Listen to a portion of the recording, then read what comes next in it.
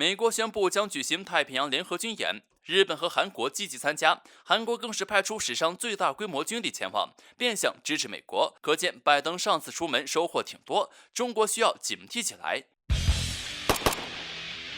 我们心里都十分清楚，美国一直将中国看作是最大的外交挑战，总是制造各种事情来打压中国，毫不掩饰对中国的挤兑之心。这不，又让拜登找到机会了。近期，美国海军发布消息，将举行多国联合军事演习，时间在6月底至8月初。目前已经邀请了韩国、日本、马来西亚等20多个国家参加，此次规模巨大，创下历史新高。美方还特地的强调，四方安全对话全体成员以及几个南海周边国家，这就差直接摊牌，说在对准中国了。现在距离联合军演还有不足1个月的时间，日本和韩国已经迫不及待的要施展拳脚了。这次日本会派出最新改装的出云号驱逐舰，很可能会用来配合美军战斗舰起降演习，进一步提升双方协调能力。韩国这边可谓是诚意满满，派出马罗岛舰艇部队以及上千名士兵，这可是韩国史上参演规模最大的一次。前一段时间，拜登上位后首次亚洲行，当时还奇怪为什么和以往不同，没有优先访问日本，而是先去了韩国。应该在当时，韩国就已经打算支持美国了。这次韩国派出大规模兵力，就是变相支持拜登的表现。不得不说，看到日本和韩国积极参加美国活动，看来拜登上次出门收获挺多啊，这趟真没白来。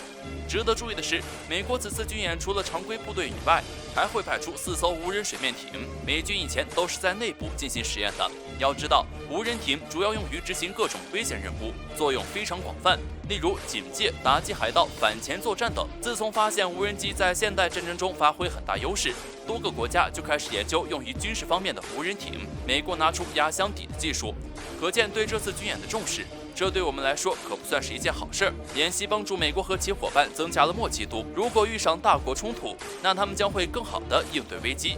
这表明中国需要警惕起来，但又因为对手不够团结，自身能力也过硬，所以不必过于紧张。首先，美国及其核心盟友与其他国家实力悬殊太大，只能进行基础练习，基本都是敷衍一下。而且，美国这次针对性极强，并不是所有国家都愿意站队。其次，中国第一艘自产100吨级无人艇已经圆满完成了海上试验，一些性能已经达到世界领先水平。总而言之，中美在世界上都占有重要地位，两国关系稳定发展才是最有利的。中国不会主动挑起矛盾，但也绝不惧怕他国威胁。如果美国始终要和中国对抗的话，中方也会奉陪到底。